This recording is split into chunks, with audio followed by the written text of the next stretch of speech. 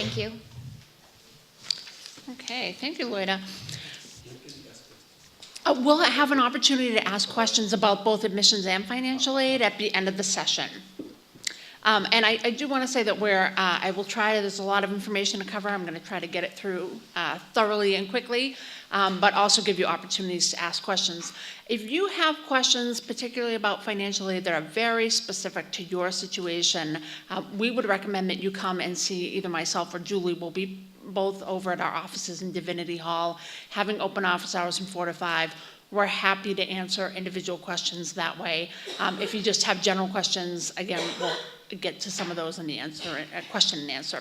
So again, welcome. I'm sure you've been welcomed to death, but I'm the one that really means it. So I hope that, I'm kidding, everyone really is quite happy to have you here, and we've been preparing for you. And hopefully we'll be able to answer a lot of questions that you're going to have about the process of applying for financial aid. So we're going to talk briefly about applying for financial aid, how we determine a student's eligibility, the cost of attendance, what the cost of attendance is, why you want to know what the cost of attendance is, the types of financial aid that are available. We'll talk a little bit about what a sample financial aid package might look like. We'll talk about funding the unmet need or what's not covered by the financial aid package. Talk about applying for private scholarships, which we are very pro about, and we recommend the students do that. And we'll talk a little bit about how we treat those if you do receive them. And then what I hope will be a couple of helpful tips, just not about just applying for financial aid here at HCS, but applying for financial aid in general, and then hopefully we'll have some time for questions as well. So applying for financial aid, I'm going to start by addressing how we award our doctoral students. And our doctoral students are not required to apply for financial aid. So essentially, if you get into the doctoral program, you're going to get the set package, and all students typically receive the same package. The only caveat to that is if a student has a prior doctorate, we don't necessarily guarantee the same funding. But if you do get into the doctoral program, our current doctoral funding is that you receive full tuition and fees for years 1 through 5, and you get a stipend for years 1 and 2. So that's a living stipend. The stipend amount for the 13-14 school year is $25,260, and it's split over 10 months. And again, we haven't determined what the stipend for 14-15 will be, but this is just to give you a ballpark. And THG students also receive 4 years of summer stipend support, usually in the $5,000 range, to help with if you're going to go abroad to study for the summer, or there are things that you need, language classes or things like that, that's available to you as well. In years 3 and 4, the students do not receive the living stipends, but they are eligible for 2 guaranteed teaching sections per semester, and between the teaching earnings and a top-off stipend that we provide, students will receive equivalent approximately to what their first year stipend was. After the 5th year in the program, institutional grant aid is not available, but sometimes teaching assistantships might be. You're not guaranteed the teaching assistantships at that point, but certainly in some cases they are available. We also provide students with a Dean's Dissertation Fellowship year that allows students to concentrate on finishing their dissertation. The fellowship amount for 13-14 is $25,000 for the academic year. THCs are generally not eligible for federal aid in the first couple of years, and that would include things like loans and work study because the package is so generous. After year 3, when students are not receiving the living stipend, oftentimes students could apply for federal aid. At that point, you would need to submit a FAFSA if you're a U.S. citizen or permanent resident. And so that's essentially what the doctoral process is. So now we're going to move on and talk a little bit about the process for the MTS and MDiv, and we're going to start first with domestic students. So we offer both merit-based and need-based institutional grant support. We, as of last year, we separated the two. We used to have one program that you had to have the need-based eligibility in order to qualify for the merit. And what we decided to do was split the 2 programs. So we have a small, fairly small merit-based program. Approximately 20% of the incoming class will be offered a merit award. The other pool, the large pool that we draw from, is the need-based institutional grant support. And we recommend highly that you apply for the need-based aid. even if you're hoping to get the merit-based consideration. You would either receive the merit component or the need-based component. You would not receive a combination of the both. Merit decisions are made by the admissions committee. They do not require a financial aid application, but we strongly recommend that every student apply for the need-based anyway, because in the event that you don't get considered for the merit, and again, it's a very small pool for the merit, you want to know that you're already in the running to be considered for the need-based. If you wait until you get accepted, and I cannot tell you how many students did this last year, we had a number of students who called up and said, I didn't actually think you would accept me, so I didn't apply for financial aid, but now I want to apply for financial aid. And at that point, it can often be too late. We were able to take a wait list last year, but we had an enormous amount of students that didn't find out if they were going to get any grants assistance until, in some cases, after they had to accept their spot in the class. We don't recommend that. That will panic you. Don't do that. So apply for both. Even if you think, I'm not necessarily sure I would qualify for the need-based, apply anyway. Because you never know what's going to happen. I think it's always a good idea just to be prepared. And we also recommend highly that you pay attention to deadlines. Like Lloyd has said, we cannot stress it enough. It's not a suggestion, it's a way of life. It's really important because we do have a limited pool of funding, and we do want to make sure that everybody has an opportunity to apply for this. So not only just here at HDS, but know your deadlines at every school you're contemplating applying to. Know the policies, know the deadlines, know if there's 2 separate applications, know what's expected of you, and meet those deadlines. Because if you don't, you're going to find yourself in a situation where either you're going to have to try to get on a wait list for funding, or you might not be able to receive funding at all. So it's really important that you're on top of what you need to do and when you need to do it by.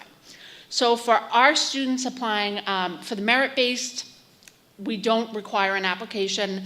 If you get the merit component, it's based on the strength of your application, and that's a decision that the admissions committee makes. The need-based, you would have to apply for the FAFSA, which is your free application for federal student aid. I'm sure many of you are aware of that, familiar with it, love it, hate it, but know what you're supposed to do with it. If you've never done a FAFSA, you don't know what a FAFSA is, please come and talk to Julie and I. We're happy to go into more details about it. But that allows us, in conjunction with the institutional application for financial aid, to determine your eligibility for need-based funding. The deadline for both the FAFSA and the HDS institutional application are February 3rd, 2014. That's a hard deadline, so please make sure that you're on top of that. In order to fill out the FAFSA, you have to be a U.S. citizen or an eligible non-citizen. And if a student is in default of a previous Title IV student loan, you would be ineligible to receive both federal and institutional aid. If you are currently in default of a loan and you're working on getting that rectified, please have a conversation with Julie and I about how we would go about proceeding with that situation.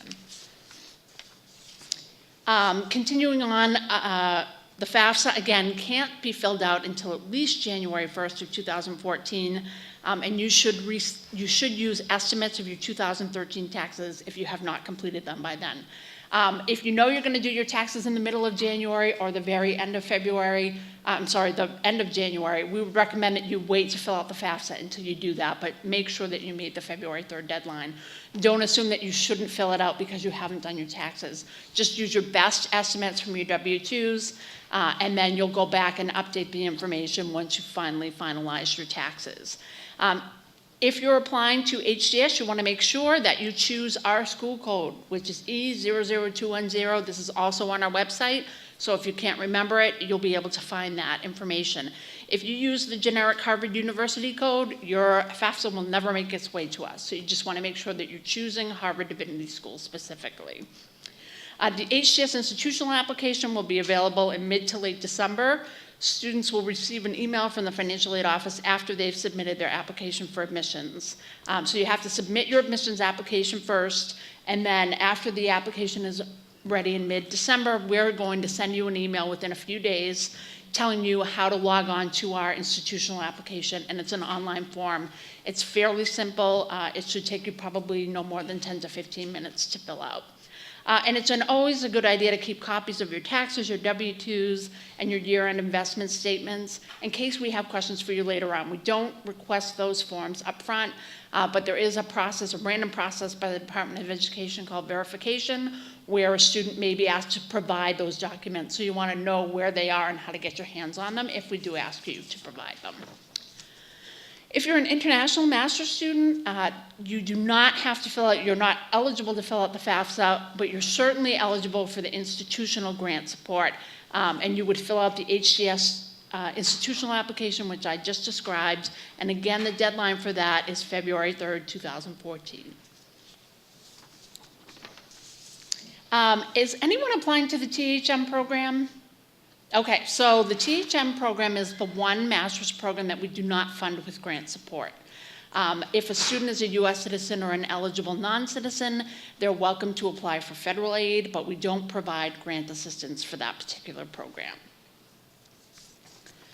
Okay, we're going to move on a little bit to talking about determining eligibility. So as I mentioned before, most of our institutional aid, and when I talk about institutional aid, I'm talking about grant aid, which does not have to be repaid. And we base most of that on demonstrated financial need. So we look at your cost of attendance, so the cost of attendance for an academic year, and we'll talk a little bit more about specifically what that's made up of. But our cost of attendance for this year is $49,140.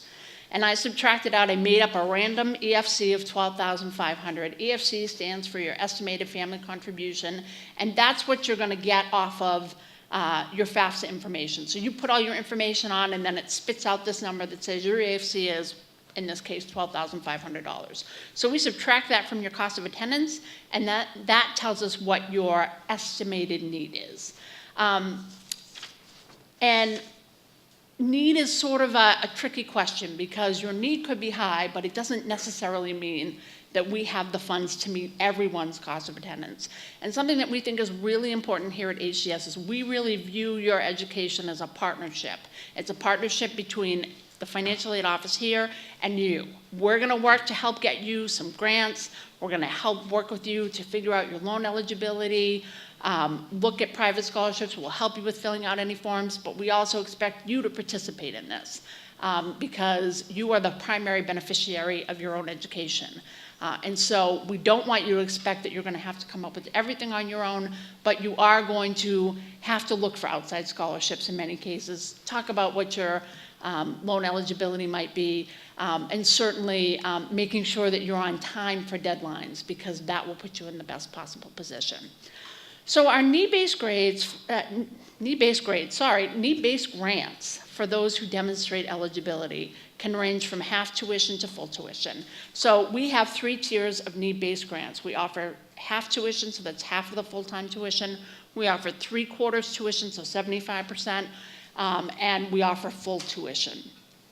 For students that receive the merit-based components, those grants would include a full tuition grant and a modest stipend to help with living expenses. Stipends range generally in the $8,000 to $10,000 range. And like I said, a smaller pool of students, about 20% of the incoming class, will be offered those merit-based awards. You know, when we talk about merit, the issue here is that the large majority of students could qualify for the merit-based. We just don't have enough funding to go around for everyone. So we really don't want you to focus on the fact that if you get a need-based scholarship instead of a merit, that somehow that means that you're not wanted here, that you're not an excellent candidate, that you're not a great student. It doesn't mean that at all. Here, it's not really a question of who can qualify because most students are really well academically prepared. It's just a limitation of funding. So certainly don't feel like there's somehow something wrong with you or we don't want you here. We certainly want you here. If you've been admitted to this program, then we obviously feel that you're a good, viable candidate that can bring a lot to our campus. So keep that in mind because I know it's hard when sometimes you see the numbers and it's not necessarily what you were hoping for. But again, we do have funding available, and we think that compared to a lot of other schools, we definitely have generous packages. And as I mentioned before, I think I probably mentioned this 3 or 4 times already, don't just count on the merit-based, make sure that you're applying for the need-based as well. So we're gonna move on to how much does it cost to attend the HCS? So we are relegated by the Department of Education. We're required to come up with a estimated cost of attendance for an academic year. In our case, we're a 9-month academic program. So we go from September to May, and we have to come up with a cost for what it will cost for tuition, for health fees, for a student activity fee, and then an estimate of your food, housing, books, miscellaneous. So you see that this is a pretty straightforward. There's not a whole lot of places that we can work with here. So we have to stick, for the most part, we have a little bit of wiggle room in some areas, but for the most part, we have to stick to these specific categories. So we know for sure what we'll charge for tuition and health insurance fees. These are, of course, the 13-14 rates. The 14-15 rates have not been established yet, but this just gives you a ballpark. And again, we post all of this information on our website as well, so that you have a sense of what the costs are. The Blue Cross Blue Shield is the individual policy. Many students are actually able to waive that if they have their own personal plan or they're covered under a family plan. If you waive that cost, then we just deduct that from your cost of attendance. If you don't have your own insurance plan, and you're required to take the school's plan. The UHS fee is a University Health Services fee, so that's if you get sick on campus, you can go to our Health Services office and someone can see you. That is not waivable. You do have to take that fee. The activities fee is $50 for the academic year. All of that money goes directly to our student activity groups, so that funds all the programmatic things that happen throughout the academic year. And then we have estimates for what we think it will cost you for food, housing, books, and miscellaneous expenses. And these are estimates, but we think that they're pretty realistic. In the housing, I will particularly like to point out that our housing budget is assuming about $1,100 a month for both utilities and rent. And most of the time, that means that you really should be thinking about getting a roommate, if at all possible. I recognize that that's not always the right situation for everybody, and certainly you have to make the best decision for you. But I often say to students, if you live like a graduate student when you're a graduate student, you won't have to live like one when you're 50.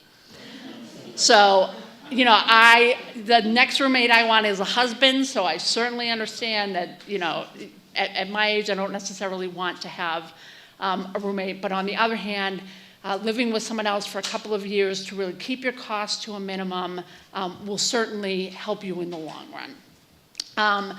The other thing that we should talk about is it's not inexpensive to live in this part of the country. In some cases, you can rent a palace for $600 in other parts of the country. Here, you might get a closet, and I can't even guarantee the closet would have a door. So you just have to be realistic about what your expenses are. But I think what's really great is you have time to think about this. So start talking to other students, students that are currently living here. Where do you live? How did you find a great housing deal? Pay attention to those things. Look on boston.com to get an idea of what the rents might be in the area, and don't necessarily convince yourself that you have to live in Cambridge proper. We're just a couple of blocks away from Somerville. You'd be surprised at how much less expensive Somerville is, and it's still very accessible. There's a number of other communities that you can look at as well. So keep your options open. If you have decided that you're going to live in Cambridge in a 1 or 2 bedroom by yourself, you should be prepared that you're going to pay $1,600, $1,700 for rent. And our budget will not allow you to borrow that much. So you're going to have to think about, do you have other resources that will help you cover that? Because we can't allow a student to go beyond their cost of attendance. We do have wiggle room for things like if you are bringing a family and you have dependent children that you need daycare for while you are in school and your spouse, if you have one, is working, we can work with you to increase your cost of attendance, but that just gives you additional borrowing eligibility. It doesn't increase your grant. I want to get to some questions, so I'm going to move through a little bit more quickly here. In addition to the Harvard University grant aid that we have, we are also participating in the direct federal Stafford loan program. Unfortunately, as of a few years ago, there are no longer subsidized direct Stafford loans for students. All of the direct Stafford loans for graduate students are unsubsidized, which means that the interest is accruing on the loan while you're in school and during your grace period. The loans right now have reverted. They used to be capped at 6.8%, but they have reverted to a variable interest rate. The interest rate for this academic year is 5.41%, so they actually went down. We have no idea what they'll be next year, but we'll certainly alert students. Usually in June is when we get a sense of what the interest rates for the next year will be. In addition, with the Stafford loans, students can borrow a maximum of $20,500 for the academic year, assuming you have room under your cost of attendance. We also have a small amount of Perkins loans. Perkins loans is the only subsidized loan that we have for graduate students. We limit them in most cases to between, most cases $6,000, but we can go up to $8,000. And typically when we're awarding those, we're looking at the students that have the most financial need, and then also students that have significant undergraduate debt as well. And those loans are 5%. We also participate in the federal work-study program.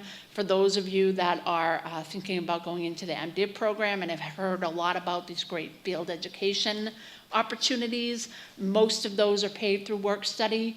So it's a great opportunity for students that aren't necessarily interested in doing a field ed. If you're in an MTS program, you certainly can do a field ed, but if you are interested in working at any of the libraries or some of the different institutes, if you have work-study eligibility, you certainly can work anywhere throughout the university.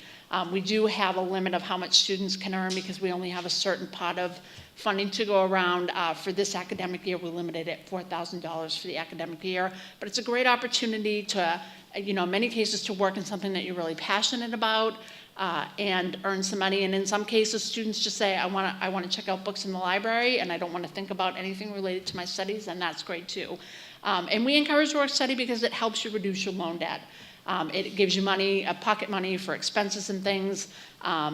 And in many cases, it will give you valuable work experience. I started off in a work study office, and now I have this amazing career as a director of financial aid, so you never know what's going to happen. Quickly, this is just an idea of what our a financial aid package might look like. What we do here at HCS is, in terms of grant, we're going to give you the best grant package we have available. We don't negotiate. We don't believe in throwing something out and then having you come back and say, well, how about this, how about that? We feel like it's really important to give you your best offer up front so you know exactly where you stand and so you can compare it to your other offers. So we'll tell you exactly what the grant eligibility is, and there really isn't any room for negotiation there. We'll also give you any of the Perkins loan eligibility if you qualified for it, and then we give everyone a base loan of $8,500 if you're a U.S. citizen or eligible non-citizen. As I mentioned, students can borrow up to $20,500. We prefer not to package all of your loan eligibility up front because we do not want to encourage you to overborrow. We would like you to think carefully about what your financial plans are, get your housing figured out, and then come back and say, okay, I need additional funds. And what happens is, over the summer, if you've accepted your spot, we send out lots of information about how you can request those additional loans. We also don't pre-package work study because we really want to give the work study to the students that really intend to use it. So students request work study when they get to campus, usually in mid to late August. And again, we have lots of opportunity to talk to students about how you would go about requesting that and how you would determine if you're eligible. But I just wouldn't want you to be concerned if you didn't see it on your initial award letter and think, oh, I must not have work study eligibility. It's just a matter of us not prepackaging it. So, in the estimate that I gave you, if our cost of attendance is $49,140 and your initial award is $33,628, then there's a gap to fill of about $15,512. And again, I'm just throwing an estimate. Everybody's package is going to be somewhat different. But it's a really great opportunity to start thinking about how are you going to cover the difference. Will you get a work study job? Will you look for work outside of work study? Do you have your own savings to contribute? Are you looking to borrow additional loans? One of the loans I didn't mention that we do participate in is a Graduate Plus loan. So that allows you to borrow up to your cost of attendance minus any institutional grant support and any federal loan eligibility and work study eligibility. But we do counsel students fairly carefully about that because we really are concerned about the level of debt that students are going into. It's not our job to talk you into borrowing or out of borrowing, but it is our job to make sure that you have the best information available so that you can make the best decision for you. So Julie and I are always available by phone. We can have phone appointments with students where we do loan calculators. Students are welcome to come into the office if they're in the area. We really want to be seen as a resource, as somebody that can really help you through this process. But pre-planning, thinking about how are you going to do this is really important. If you have not looked for private scholarships, I recommend highly that you do that now. It's never too early to begin, and a lot of applications will have very early January deadlines, so you want to be on the lookout for that. If you're going into, if you're an MDiv student particularly focused on ministry, you might want to look at the Fund for Theological Education. They have some of their own fellowships, but in addition to that, they often have, a private scholarship search engine. I can't recall off the top of my head what it's called, but you can look on there and it will tell you all sorts of, the Fund Finder, that's it. So you can type in some basic demographic information about yourself and it will pop up some scholarships you might be eligible for. Also, we highly recommend that you look at your alma maters, any social organizations that you're affiliated with, any family members that might be in the Kiwanis or Knights of Columbus or whatever organization, find out about opportunities that way. At HDS, we, any outside scholarships that you receive, we put first towards your to take care of your remaining unmet need. If we have to reduce any funds, we reduce first loans, then work study. The last thing we would ever try to touch is your institutional grant because we don't want to penalize you for having taken the initiative to get some outside funding. And that's an important question to ask other schools. What happens if I get an outside scholarship? In many cases, if you get funding from outside of the school, they may do a dollar-for-dollar swap. In other cases, they'll treat it exactly like we do. So you just will want to find out about that. The reason why we would potentially have to reduce an institutional grant is if it was going to bring you over your cost of attendance, because we can't allow a student to go over that. The next screen is just, we do have a small outside funding opportunity webpage. It's just a very small smattering of what might be out there. We post whatever we're aware of, but sometimes it gives you a good idea as a starting point. And just finally, a couple of things that I hope will be helpful to you. Again, know the financial aid deadlines and policies of every school you're applying to. Make a folder, have a folder, make a list, and keep to it because it's so important. Start making a financial plan of how you're going to play for graduate school, because while many schools, including HCS, have generous packages to offer you, it's not free. So you do have to have a plan for how you're going to fund it. Also begin researching the areas that you might want to be planning to live in, so you have a sense of the rent, utilities, etc. If you have personal debt, I think now is a great opportunity to try to pay down those credit cards, car insurance. If you have a car, you may want to rethink whether or not it makes sense to bring it here because in many cases you may not be able to get parking with an apartment that you rent, so you'd have to park off-street. And in the winter, that's a problem when you have snow emergencies and you have to find a place to move your car, and to rent a spot in a garage in the winter can be pretty expensive. So keep that in mind. If you've never done a budget before, this is a great opportunity to start because this is really essential in being able to keep costs manageable while you're in graduate school.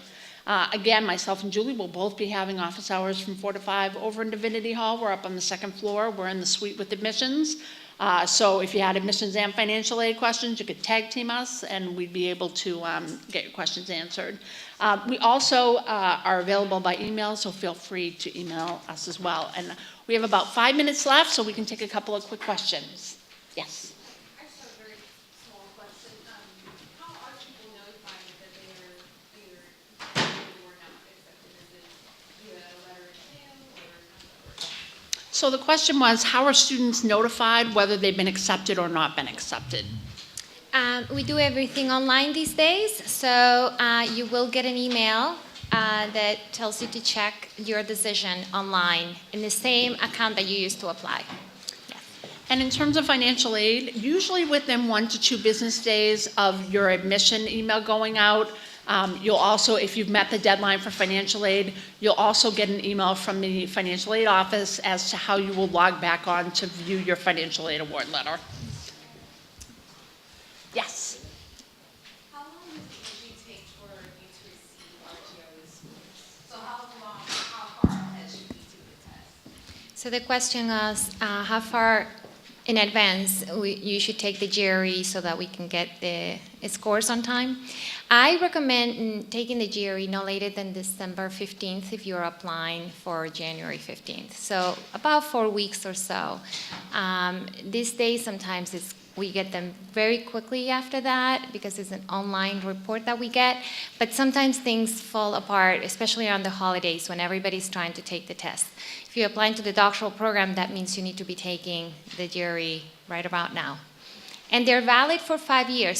So if you've taken the GRE in the last 5 years, they should still be valid. ETS can send the report to us. Right over here in the back. Yeah, I'm 25. Will I still need to submit my mother's tax information? That's a great question. The question was, do you have to, as a 25-year-old graduate student, do you have to submit your parents' information? And the good news is no. As a graduate student here, at least at the Divinity School, you are automatically considered independent, so we do not look at your parents' taxes. On the flip side, if your parents have a loss or a reduction in their income, we aren't able to take that into consideration because we never factored that in to begin with. Hi. Is there a wait list involved in the admissions process, or is it straight up and down? Yes, no? We don't have a wait list generally, for the most part, for the master's programs. At the doctoral program, that is often the case that we do have a wait list. We haven't had one in about 5 years in the master's program. We probably have time for one last question. Yes? Is there anyone I'm probably interested in? If I'm the only one MTH interested, I don't have to say this aloud. Should I say this aloud? The THM. THM. The THM? Yeah. Sure, you can raise your question. All right.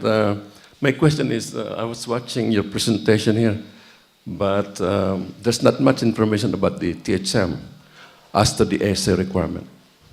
As to the GRE requirement? Essay. I'm sorry. Essay requirement. The essay requirement. Yes. Oh, I'm sorry about that. Yeah, there isn't an essay required for the THM. It's just a statement of purpose. Okay, regarding waiver for the GRE. Yes, there is a waiver if you have a master's degree, and most THM applicants will have a master's degree. And how? You can waive the requirement on your application. In a piece of paper or It's orally? a question on the application. Okay. Yes. Thank you very much. That's all the time we have for today. Thank you so much for your attention. And again, if you have questions, please come back and see us. Thank you, everyone.